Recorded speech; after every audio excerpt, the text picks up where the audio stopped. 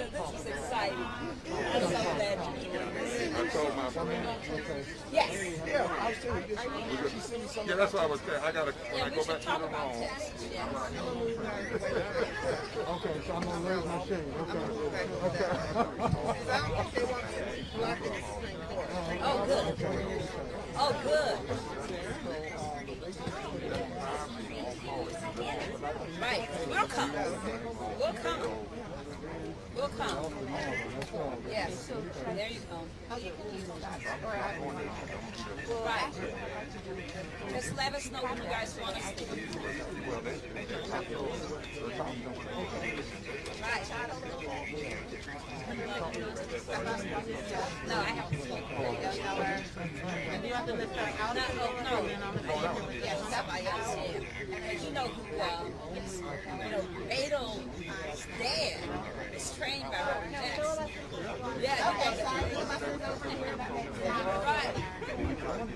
Right. Or where is democracy? No, We always. Yeah. One upon.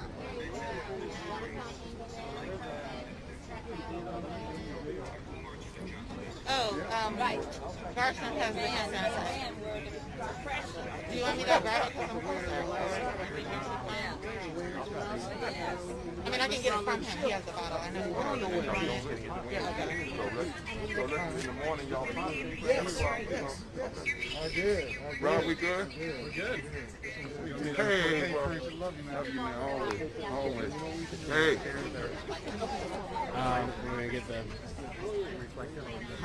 Hey, look. See you. By his grace, we kissing COVID, but I'm all right. I'm good.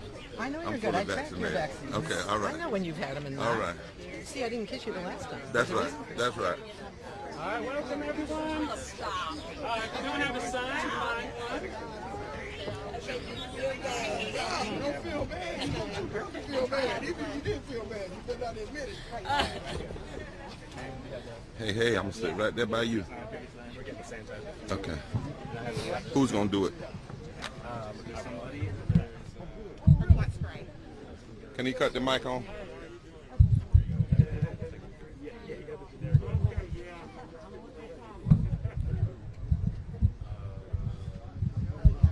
Can we get some mic? Mic check. Testing. Testing.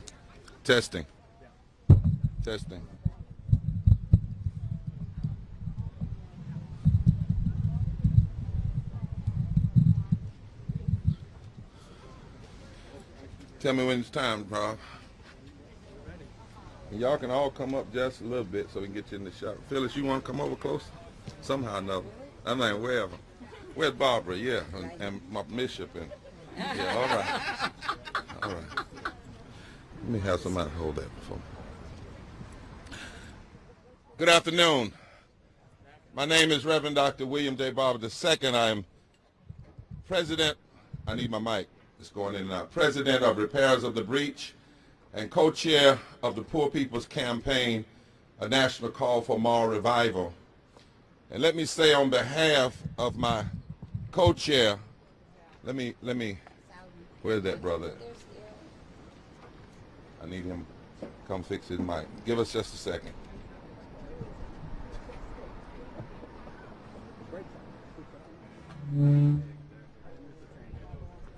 All right. Can you hear me now? Testing. Let me just say on. Oh, they have a new one. Okay. Testing. Try two.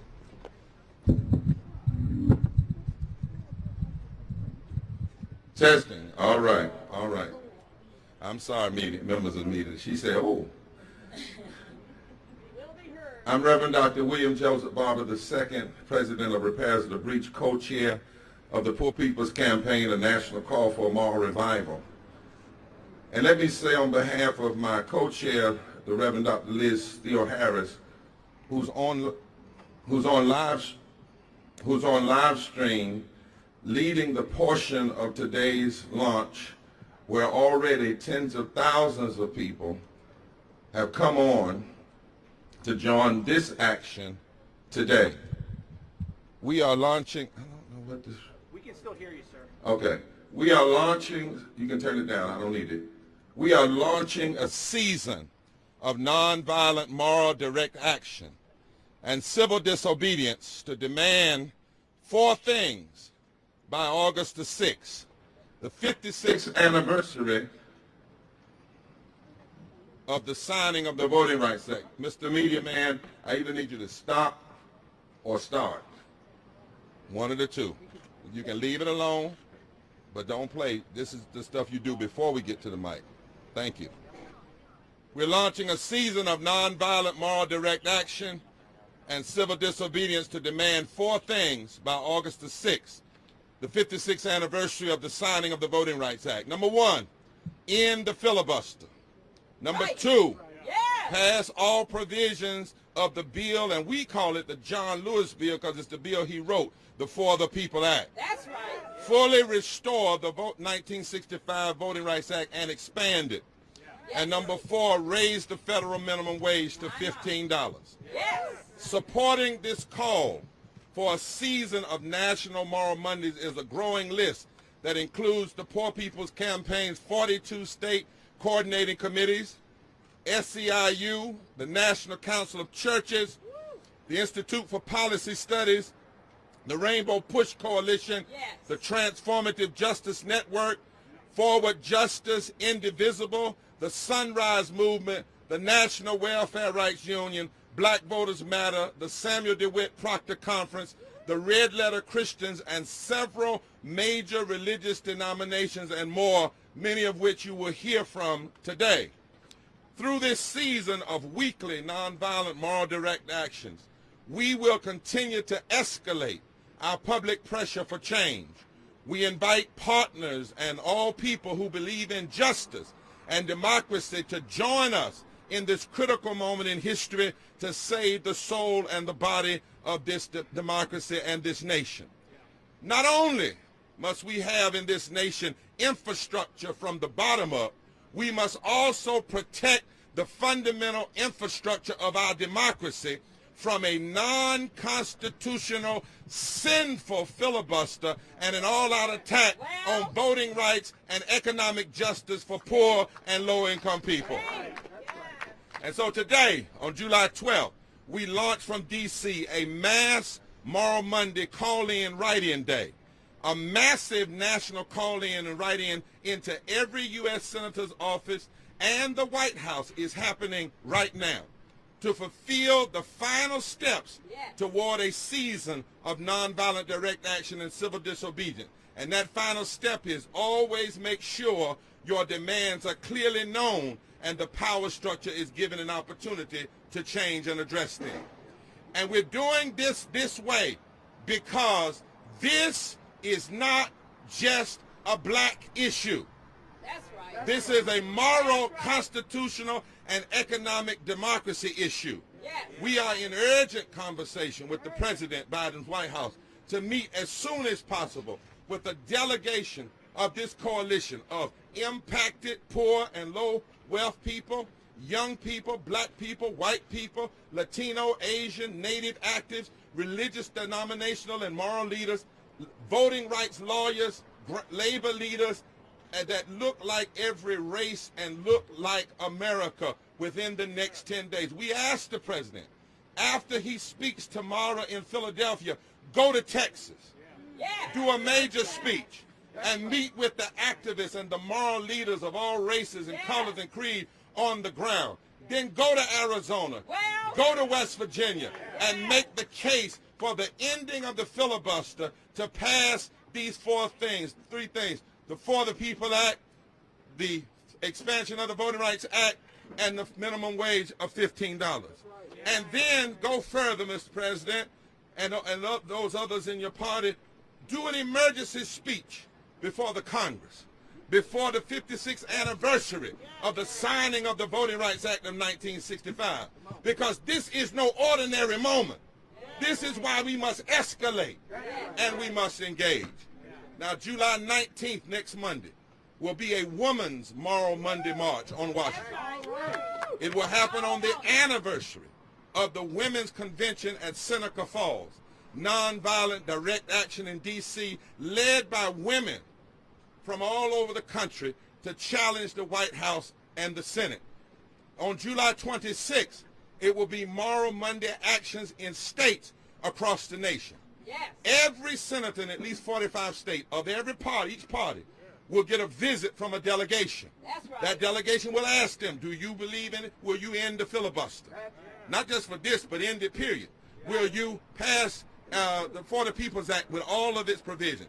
Will you extend and expand the Voting Rights Act? Will you pass $15 an hour living wage? If they say yes, that delegation will come out and talk to the media and say it. If they say no, they'll sit down and sit in, because these are the times in which we live.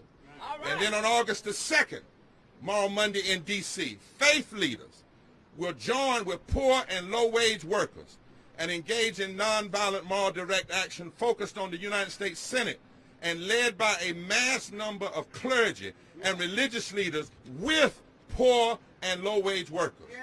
We will support the July 17th candlelight vigil in support of the remembrance of John Lewis as a call to action. We are going to stand tomorrow with care workers fighting for $15 an hour and for proper treatment. And on tomorrow, we are going to head to Texas, Austin, Texas, at the invitation of the Texas PPC, Reverend Dr. Freddie Haynes and others, to join the resistance and join the movement that's going on in Texas. Yes.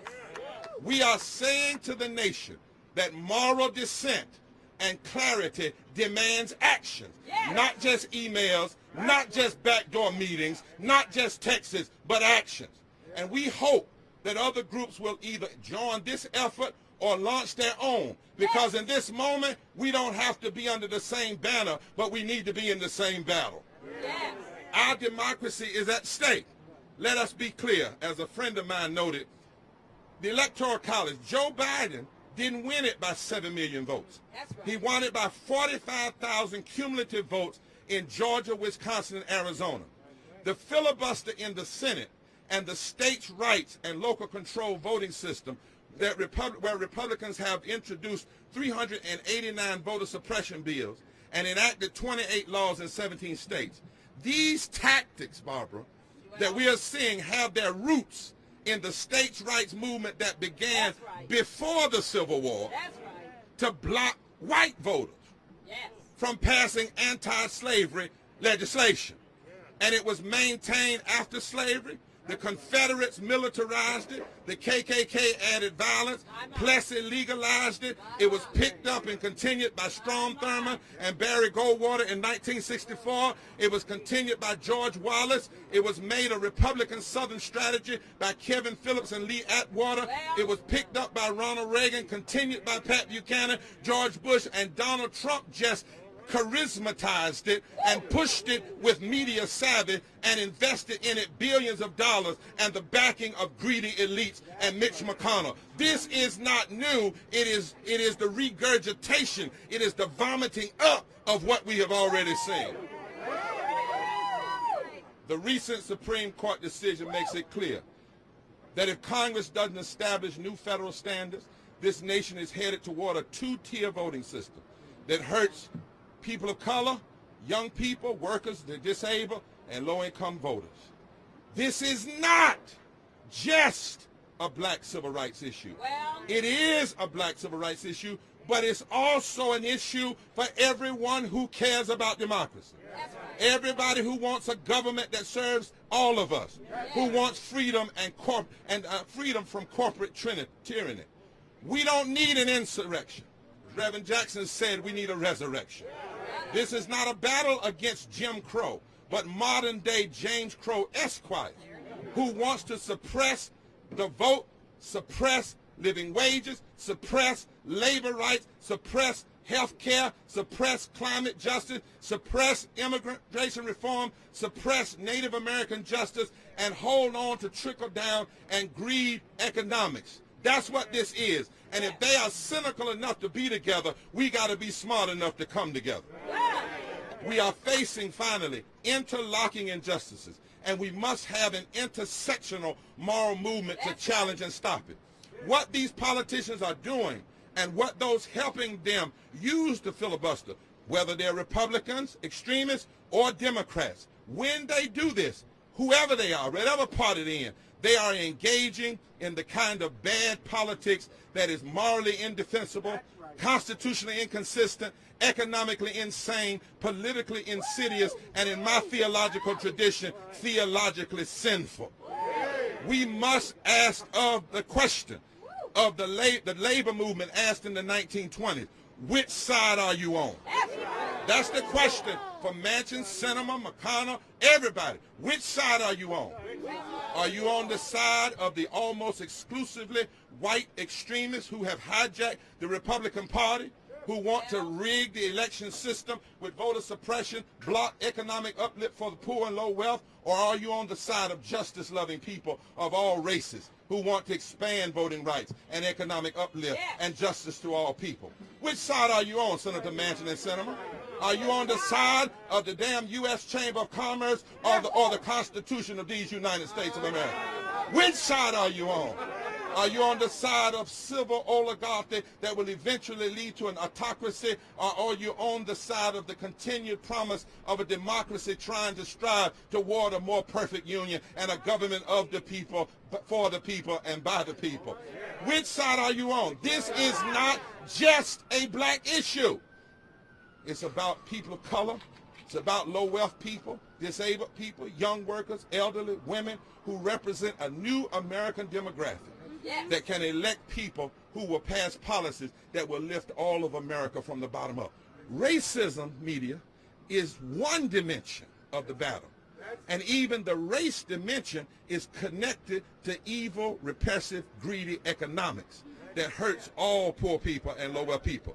This battle is against the furtherance of an already growing civil oligarchy. The GOP extremists, Bishop, they want just a black-white fight. They want just a voter ID fight. And we will not give it to them. This is why this fusion coalition, led by impacted poor and low-wealth people of every race, creed, and color, religious and moral leaders, voting rights lawyers, and labor people, are engaging and escalating. And we're saying by the 56th anniversary of the Voting Rights Act, pass in filibuster. Pass the full For the People's Act. Pass the full Voting Rights Act. And pass $15 a minimum wage. And don't tell us you can't do all of this. You must do all of this for the soul and the heart of this democracy. There is not time for any more compromise and capitulation. What we need is political courage. Let me turn over to Ms. Roz Pellis, who's going to tell us about next week's nonviolent action, and then the Reverend Dr. Alvin Jackson will bring on the other speakers.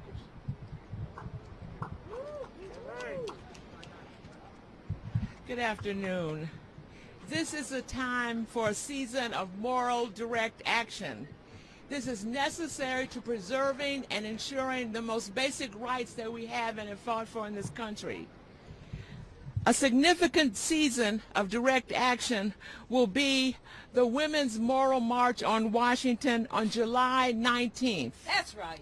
Women will gather and call out the immoral acts of Congress. We will call for an end to the filibuster, and we will demand the full restoration and expansion of voting rights and living wages for all people. Yes. Women in this country, especially poor women, are disproportionately impacted by the filibuster that blocks the way to legislation that could and would make the lives of women all that it could be and all it could be for the country. The attacks on voting rights denies women a voice in democracy, and the attacks on poor women in terms of work. It's clear that there's a disproportionate amount of the pain and the brunt that goes to women of color, poor women, and LGBTQ women around work. Yes. Yeah. Yes. Women are demanding the end to the filibuster, the restoration, expansion of voting rights, and decent wages. Yes. On July 19th, 100 women will raise these demands. The action comes on the anniversary of the Seneca Falls Convention. At that convention, 173 years ago, women demanded social justice, the right to participate in democracy, and the right to economic security. Unfortunately, today, these are still our demands. In the spirit of the Seneca Falls Convention and the concrete conditions of today, we will take to the streets with these demands. We will march on Washington. Yes. That's right. On that day, 100 women representing millions of women across this country will gather. We will make our voices heard. These women will be joined by others, men and women, who will stand and witness to the actions they did in Seneca Falls. Yeah. Again, drawing on the spirit of the Convention of 1848, where 100 people signed the Declaration of Sentiments, which summed up their demands, the women taking the demands on the 19th will release our own set of demands, our demands of today. This, however, will be more than a statement.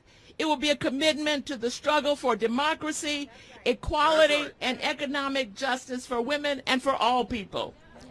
This statement and action will be a reminder to all those who stand on the wrong side of history that you will not and cannot prevail. It will declare that women joining hands with others will continue our struggle for rights. It will say to those who seek to block progress and attack democracy that the women are coming. The women are coming. The women are coming to Washington, D.C., and the women are coming to your states across this country. On July 19th, women will take action in Washington.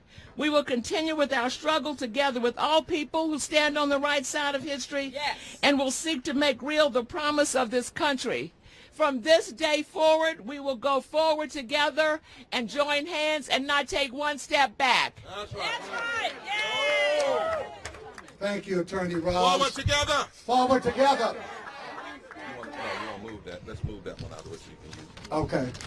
All right. Thank you, Attorney Ross. I'm Alvin Jackson again from the Poor People's Campaign. I stand here today not only with the Poor People's Campaign, but I stand on behalf of President Jim Winkler of the National Council of Churches, some 39 member denominations and religious bodies across the length and breadth of this country. He could not be here today, but he is with us totally and fully, will be with us on August 2nd as we engage in nonviolent direct action. So we're grateful for the support of the National Council of Churches. Yes. We've heard speeches, 39 bodies. 39 bodies of the National Council of Churches. We've had Dr. Barbara and Attorney Ross to speak. Now we have a number of folks who are going to come and make statements, 1-minute statements about who they are and why they're here. and then we'll be open for questions. Dr. Barber will lead in that, questions from the media. First, Linnell Fall from the Maryland Poor People's Campaign, Reverend Leo from the Poor People's Campaign, Attorney Barbara Arwine from Transformative Justice Coalition, Ezra Levin from Indivisible, Reverend Jimmy Hawkins from the Presbyterian Church USA, Bishop Tavis Grant from the Rainbow Push Coalition, the Reverend Abi Jamachi from the Maryland Poor People's Campaign, and Sister Jean Sorkin from the Sisters of Mary, and Phyllis Bennis from IPS. So they will come in that order and make their statements. First, Linnell Fall, won't you come? Linnell? Yes. Fall, there we are. We're going to have to clean that off each time, so put it in there, put it in there. Which one? Okay, come. Let the cleaner person stay up close. Stay up here. Stay right beside the podium. I got you. You said put it here? No, you just put it. You just go right here. I got you. Will it go in? It won't hold. Okay, I'll hold you. I got you. Greetings, everyone. I'm Linnell Stokes Fall from Baltimore, Maryland, where the great late Elijah Cummings resided. Yes. I'm a proud member of the Poor People's Campaign. That's right. Yes. That's right. No one should ever go through what I experienced. I survived COVID with pneumonia.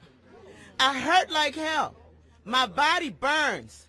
Medicaid won't pay for the non-invasive therapy to deal with the cells attacking my body. They forced me to use the most radical, aggressive therapy that exposes my entire body. I blister, I bleed. It is horrible. I lost my job. I lost my insurance. I lost my health care. It is simply evil that health insurance is tied to a job in the richest nation in the world. So why is this happening to people like me Teach us, sister. Teach us. or anyone in this country? We have health care system built to violate and ignore poor people. It is violence.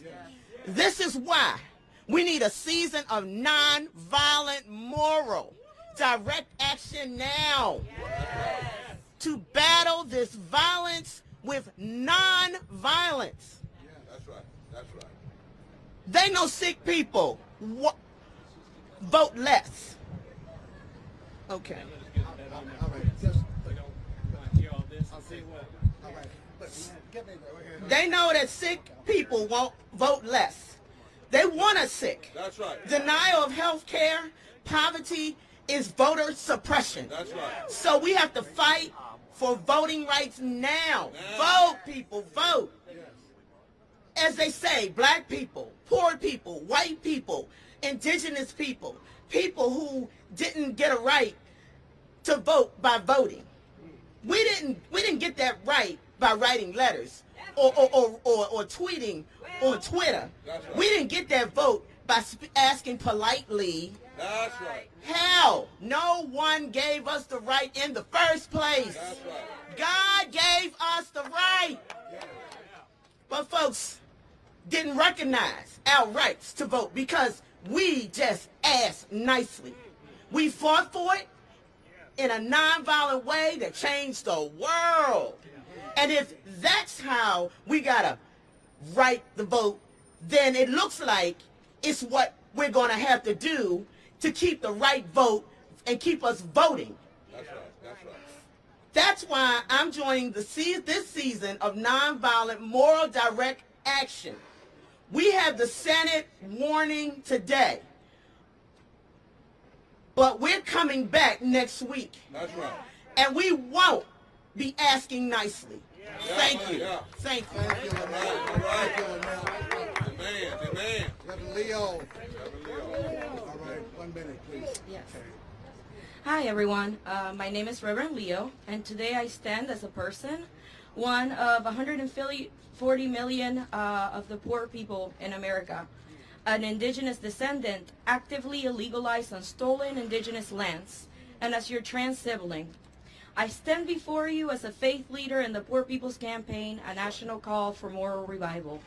My story of 20 years of violence experience as an undocumented person can go on for longer than the time that I have been privileged to share with you. But being here today is truly an honor as we embark on a new season for us at the campaign. A season of nonviolent, moral direct action for voting rights and economic justice. That's right. Why am I here fighting for economic justice and voting rights when I still can't vote in the country that I lived in, Teach here. pay taxes, That's right. That's yes, right. and raise my family for over 20 years? I should have the right to vote. That's right. That's right. That's right. Well, I've heard about people in the past who didn't have the right to vote, but that didn't stop them from fighting for the right to vote. That's right. I may not be able to vote, but I know poor people and my trans siblings and my undocumented siblings are just that much more in danger if we let these attacks to our democracy continue. That's right. That's right. Voting rights is one of the best anti-poverty programs. That's right. As we entered into this season, I want to say that hurt doesn't define me or you or us, in case you needed to hear that today. I am so grateful to my elders because they have modeled nonviolent action for me. Lord knows that I've known the alternative too, showing me that this is not a moment, but a movement. So on this Moral Monday, I want to invite you to join the Poor People's Campaign for what Dr. King called a nonviolent army. From where you are welcome to participate. Make those calls, roll with us, and let's move forward together. As Dr. King said, in the nonviolent army, there is room for everyone who wants to join us. Plenty room. Attorney Barbara Allwine from Transformative Justice. Attorney Barbara Allwine. And, Yeah. and my co-leader. And your co-leader, that was. That's right. Good afternoon, everyone. Good afternoon. It is my honor to be here with none other than a champion of our times, and that is the Reverend William Barber. Yes, the Poor People's Campaign. I am so blessed to work side by side with one of the most visionary men in this nation, one of the hardest working people I know, and that is Attorney Daryl D. Jones. Thank you, Barbara. Thank you so much. Thank you so much. You know, I was asked the question several times, Bishop, aren't you hot in this suit? Aren't you hot in that tie? Well, let me tell y'all, it is nothing compared to the heat that this coalition is going to bring to pass voting rights in this country. If you are in the D.C., Maryland, Virginia area on Saturday, July 17th, 8 p.m., Black Lives Matter. Be there. We'll be bringing the heat all across this country. Ladies and gentlemen, who else can bring the heat? Barbara Allwine. Barbara, come on. All right. Yes. All over the country, 100 candlelight vigils are being planned on Saturday, July 17th, a day that we have to lift up in honor because it is the first anniversary of the passing of Congressman John Lewis, who spent 50 years of his life fighting for voting rights. Listen, as we stand here, I am reminded that just a little bit over a year ago, as his coffin rested across the street on the steps, that Daryl Jones and I, when we got up to his casket, we knelt and we made a solemn pledge. That's right. That we would never, as long as we could breathe, we would never give up this fight for voting rights. So I want the Senate to hear us. You got a job to do. We want you to do your job. Pass the For the People Act now. Pass right now. D.C. statehood. Come on now. Right now. Introduce and pass the John Lewis Voting Rights Advancement Act. The court back here, abdicated its responsibilities in the Brenovich versus DNC case just a week ago. Waited until Congress was out of town before they did their dirty deed. Oh my goodness. But you see, the Constitution does not say we, the Supreme Court. That's what it says. That's it. That's it. The people over here at the Senate had the nerve to go on recess without doing their job at the filibustering the For the People Act. But the Constitution doesn't say we, the Senate. You see, state legislators have 400 bills pending in 48 states. Already passed 28 evil voter suppression bills in 17 states. But the Constitution doesn't say we, the evil state legislators. That's what it says. You know what it says, Reverend Barr? We. Come on. It says we. We. The people. And the people are bringing the heat. We're saying to the Senate, do your job. We're saying to the President of the United States, we want to hear some things from you tomorrow. We want to hear you say that they must get rid of this filibuster. We want to hear you say, no August recess until your job is done. We want to hear you say that you will do everything you can like LBJ did to pass the 1965 Voting Rights Act. We have no illusions. We have work to be done. And I will be here on the 19th, and I will go to jail if necessary, because we will not rest. Not rest. John Lewis's spirit will not rest until we do what is necessary, and that is get in the streets, bring the heat. Let's do it, people. We the people. Forward together.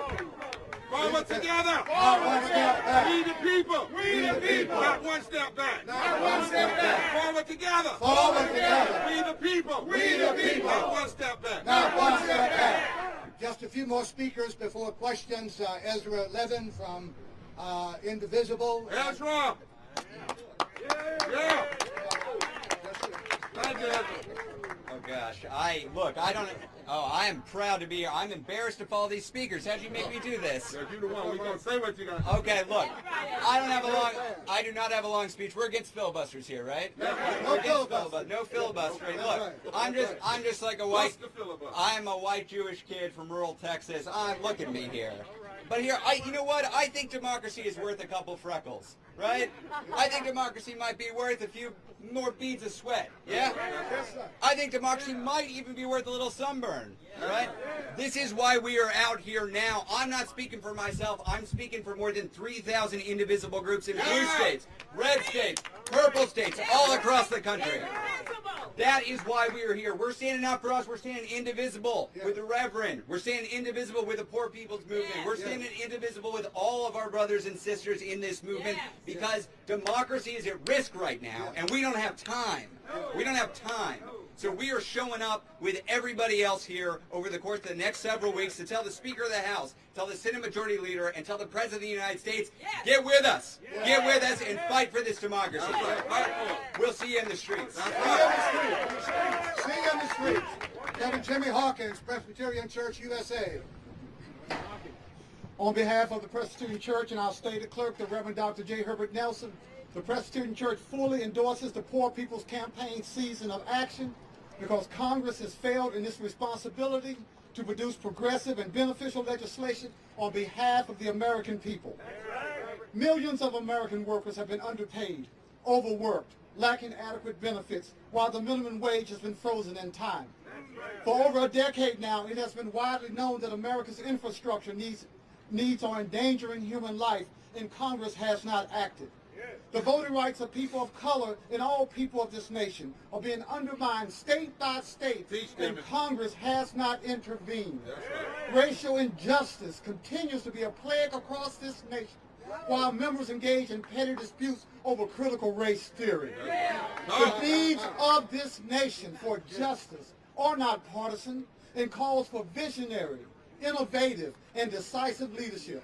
Therefore, the Presbyterian Church, alongside of the Poor People's Campaign, we call upon Congress for federal protection of voting rights by passing the For the People Act in its full state, to fully restore the 1965 Voting Rights Act, to raise the minimum wage to $15 an hour, to invest in a sustainable infrastructure bill, and put the needs of humanity before partisan interests, which only produce paralysis. Thank you. Bishop Tavis Grant, Chicago, Illinois, Rainbow Push Coalition. Give it up for Bishop William Barber and the Poor People's Campaign.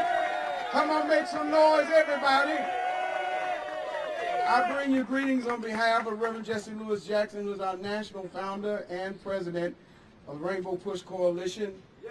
As a national director for Rainbow, we join this collaboration of freedom fighters from all over the country. Yes, sir. My father, as a student at Tennessee State University, marched with Dr. King and went to jail with Dr. King because he would not compromise. The compromise was, allow us to put cigarettes out on your back and you can sit at the lunch counter. My father said, it's time to go to jail. I came all the way to Washington, D.C. this morning to tell you it's time to go to jail. I said it's time to go to jail. Thurgood Marshall said, where you see wrong and inequality and injustice, speak out because this is your country. This is your democracy. Make it, protect it, and pass it on. And so we're not compromising on ending the filibuster. Yes, sir. No compromise. We're not compromising on passing all provisions of the For the People Act. No. We're not compromising on fully restoring the 1965 Voting Rights Act the way John Lewis wrote it. That's right. He wrote it. He's the author. Don't change his word and don't break his spirit. We will not compromise. And we will not compromise on raising the federal minimum wage to $15 an hour. That's right. Working people need a living wage. That's right. Working people need a living wage. Working people need a living wage. Working people need a living wage. Langston Hughes asked this question, Barbara, and he's put it this way: I swear to Lord, I still can't see why democracy means everybody but me. Now is the time. Yes, sir. Now is the time to rise above the insurrection and call for a moral resurrection that will revive America. Not only do black lives matter, but LGBTQ lives matter. The unemployed lives matter. Immigrants' lives matter. Senior lives matter. Low to no income lives matter. Frontline workers' lives matter. The poor, the uninsured, and the homeless lives matter. And now is a time for a moral resurrection to revive the spirit and soul of America. This is our land, and this is our time, and we will not compromise. We will not let 1% rule 99%. We will not let 1% rule 99%. So there's a question in the Bible, Brother Hawkins. Can these bones live? Yes, sir. That's why we're here with Bishop Barber. That's why we're here. Can these bones live? Yes, if they have a living wage. Yes, if they have access to health care. Yes, if they have affordable housing. Yes, if they have access to capital. And yes, if we have free and fair elections. It's time to revive America. It's time for a moral resurrection, and we will not take no for an answer. Yes, sir. Yes, sir, Bishop. Thank Yes, you, sir, Bishop. Thank you. Just a couple more speakers before we take questions. Sister Joan Sokin from Sisters of Mercy. And media, thousands of right now calling all over the country. They're on live stream. The Sisters of Mercy of the Americas. I serve on the justice team, and we stand today with the Poor People's Movement. Our sisters across the country have been working with poor and low-income communities. They're working all along the border. They were at the first march on Washington 60-some years ago, and we have been partnering with the Poor People's Campaign for these last several years. and many other religious congregations of nuns, of sisters, Catholic organizations like Pax Christi USA. So we are with you. We are our sisters are on the phones right now. They're making us calls all over, and we will be with you in the streets. And our message: political leaders, wake up. This is urgent. The time is now. Too many lives have been lost. Way too many, and way too many more are going to be lost. So we urge you, be bold. We are with you. Thank you. Be bold. Be bold. Phyllis Bennis from the Institute of Policy Studies. Thank you all. This is a moment like none other, and yet it is a moment like so many that have gone before. The day in 1965 that the Voting Rights Act was passed was 20 years to the day since the United States dropped an atomic bomb in Hiroshima, killing tens of thousands of people in one moment, and thousands more. That is something that is part of our history. And we know that when we hear these days, we'd love to have health care for all, but where's the money going to come from? We need to deal with the climate crisis, but how are we going to pay for it? Part of the reason comes back to the fact that we are spending 53 cents of every federal dollar on the military.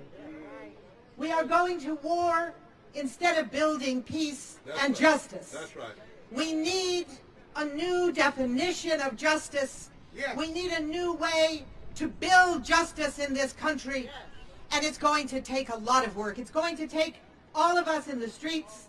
It's going to take us on the phones with our legislators. It's going to take voting, because the right to vote doesn't work by itself unless we take advantage of that right. That's right. We need an end to the filibuster. We need the right to vote and the end to voting suppression. We need to end racism in this country. We have a lot of work to do. Thank you. A lot of work to do. A lot of work to do. Forward together. Not one step back. Not one step back. Reverend Dr. Abe Janamenchi from the Maryland Poor People's Campaign will close us out, and then we'll take questions. Let me ask us just to bow our heads in prayer that somebody that had a little, they're all right, but they just got a little hot because of it.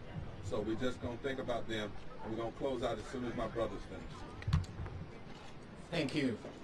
I'm the Reverend Abe Janamenchi. I serve Cedar Lane Unitarian Universalist Church in Bethesda, Maryland, and I'm also a member of the Maryland Poor People's Campaign, a national call for moral revival. In the Unitarian Universalist faith tradition, it is a matter of faith to promote the right of conscience and the democratic process in our society. It is also an act of faith. Not faith that any one point of view will prevail, but faith that the will of the people will point us toward the beloved community. Our commitment to the democratic process is grounded in the fervently held belief that all people are created equal, and that we all have certain unalienable rights, including and especially life, liberty, and the pursuit of happiness. We believe that every voice and every vote matters, that everyone must have a living wage, and that a vibrant, functioning democracy is one where all voices, especially black, brown, indigenous, poor, low-income, GLBTQ, and those that have been historically marginalized are heard equally, and that it depends on their full participation in deep affirmation of our interconnectedness. Yes, sir. Our principles remind us that the oppression of any community is a moral injury to us all, and it compels us to fight for and protect the broadest use of the democratic process. Friends, every single effort for progress, for civil rights, justice, and equity has been met with systemic and systematic resistance in this country and has required common people to rise up and struggle for change. So as people of faith and faithful people, we are honored to rise up march and engage, as Mahatma Gandhi said it in Satyagraha, to escalate public pressure and charge and urge the Senate to end the filibuster. End the filibuster. Restore the Voting Rights Act. Restore the Voting Rights Act. Pass the For the People Act. Pass the For the People Act. And pass the $15 an hour minimum wage for starters. Pass the $15 an hour. Forward together. Not one step back. Thank you, my dear brother. So as you see, members of the media, these are just a portion of the more than 20 organizations that have joined with the Poor People's Campaign and our 42 state coordinated committees. It's growing every day. We sent this invitation out to millions of people to do this call-in today, and then we launch on next Monday here. We're leaving here, headed to Texas, and I have in my hands right now these letters. You like that, didn't you? These letters. These are the letters, but we didn't want the ones to the president and to the Senate leader and to the McConnell and to Manchin and Sinema to just go by email. We wanted to make sure that they got it, send it certified mail. So we are signing these today, this open letter. Maybe you should have copies of it, this open letter, which makes clear what this multiracial, intersectional, multi-income, multi-sexuality, multi-demographic coalition, multi-religious, multi-creed. We don't live in a monoverse. We live in a universe. And we want to keep emphasizing, whenever people make this small and say it's only a black issue for black folk to fight, or it's only about voter ID, we miss the trickery. We risk the trickery. Dr. King said at the end of the 65 Selma to Montgomery March, he said, the greatest fear, I paraphrase, of the Southern aristocracy and those who buy into that aristocracy is when poor and low wealth black and white people join together and vote together in a way that changes the economic architecture of the country. That is the ultimate fear. That is why the U.S. Chamber of Commerce came out supporting Sinema and Manchin in their stance against the For the People Act. Please, members of the media, don't miss these connections. Make them. Report them. Listen to the people. Mr. President, you need to make them. Please make them. Make them in Philadelphia, but please don't stop in Philadelphia. Ring the crack bell in Philadelphia. Make your way to Texas. Make your way to West Virginia. Make your way to Arizona. Ask Pelosi and Schumer to invite you to the Congress for an emergency session. There is an emergency at hand, and we need moral clarity and moral courage. We'll give you the backbone in the street. You take the backbone of the White House, and together we'll change this nation for the betterment. Are there any questions? Yes, ma'am. Who are you with? Reverend Barber for the Griot. I wanted to know, you guys said that this is the time to go to jail. It seems like the public from the sidelines is in support of all that you have said. Yeah. But do you feel like they need to meet the moment of severity and get out on the streets and be more engaged? Yes, that's what's happening. And understand, one of the reasons we're doing this every Monday is because if you remember history, somebody would sit down in Greensboro and then it would spur and spawn all over the country. Somebody would march in Montgomery and it would spur and spawn. So we see what we're going to do next week, starting with a multiracial group of women as a seed, right, as a call. See, sometimes somebody has to make the call. The bishop asked the question, can these bones live? I wanted to holler one time, they can, but somebody got to call them to life. They can live. See, bones might be dead, but they still got ears. And they still got souls. And the people got a soul, and the people got an ear. And so when they see religious leaders, not just anybody, and poor people, and labor leaders hooked up together, and women, it's going to send a message, both pictorially and vocally and audibly, that it's time. And it can't be just one rally. We can't wait till way the end of the summer. We got to do it now. We don't need, and then continue. Then continue.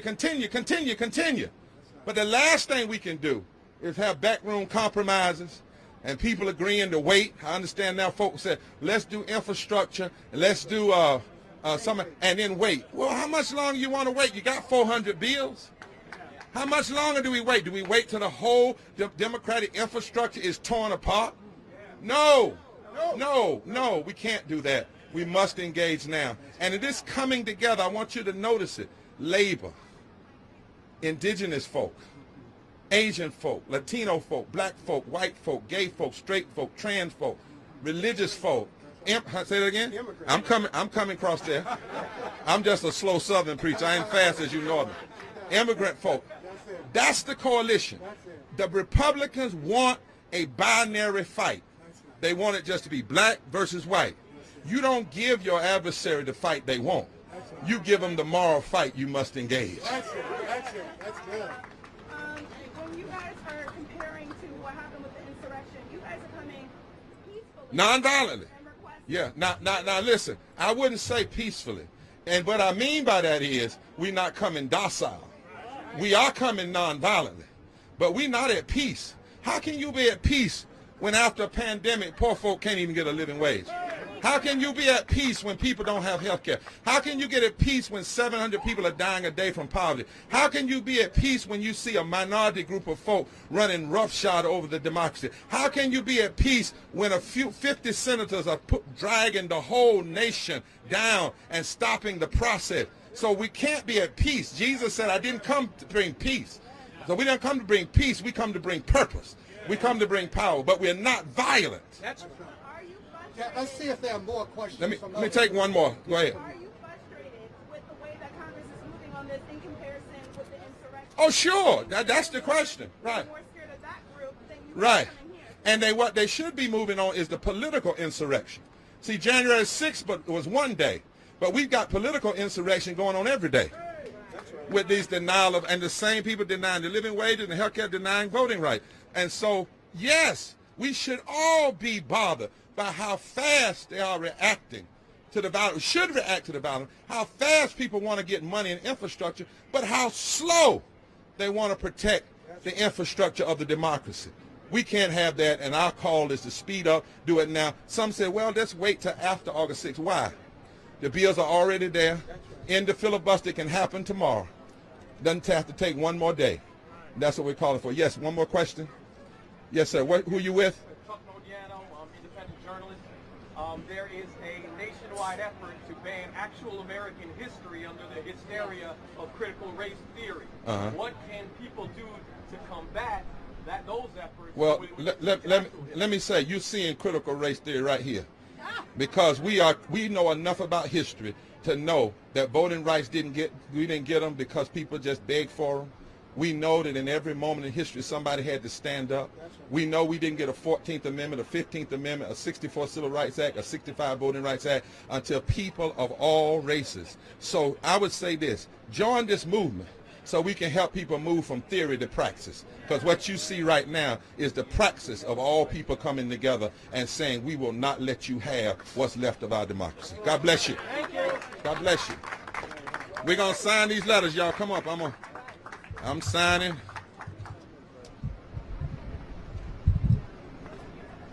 Folks will come up and sign these letters after Bishop Barber. Elliot, would you come out here with the water? If you need water, please come over to Elliot. If you feel hot, go get in the shade. Go get inside somewhere. We appreciate everyone coming out. We'll be back here next week. I see it. For the Women's Memorial Monday March on Washington. We look forward to seeing everyone then. Okay.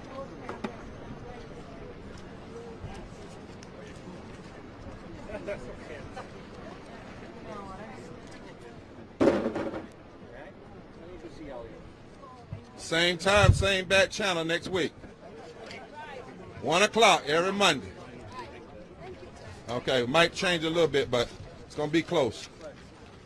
Everybody else can come sign. I'm signing. Forward together. One step back. Okay, sign.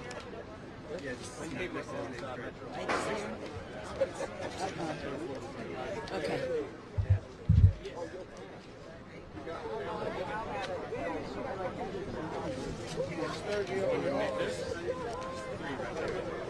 Okay. I keep looking up there already. One more. Oh, that's a good one.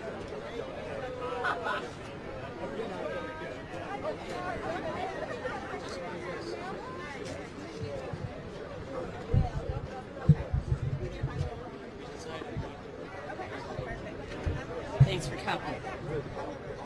You drive here? I'm on Constitution. Hey, brother. You go back there. I'm just very open to something receptive if they're like a profile apology or just something so The approach was very just like. But at least they didn't just do the charge, right? Which I thought they were maybe going to do. once on my